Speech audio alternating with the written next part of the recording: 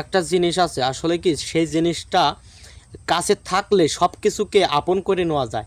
আসলে কি সেই জিনিসটা কি আপনি জানেন?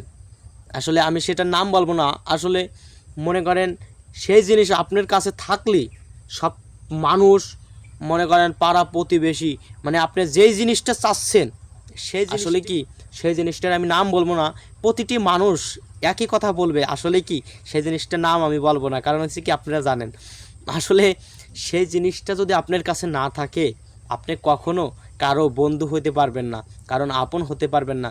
কারণ হচ্ছে কি সেই জিনিসের ধারায় আজকাল মানুষের সম্পর্ক হয়, সেই জিনিসের ধারায় মানুষের সম্পর্ক হয় এই কারণেই, কারণ তার উপরে বুঝিন আর কিছু নাই, মানে আমি বিক্রি হয়ে যাব তার জন্য আর আপনি বিক্রি হয়ে যাবেন তার জন্য। আসলে কি সেই জিনিসটা আপনি দেখেন, তারপরে আপনি সেই জিনিসটাকে মানে দেখবেন কি আপনার সব কিছু আপনি আপনি একা একাই আপনার কাছ থেকে মানে আপনার কাছে চলে আসবে।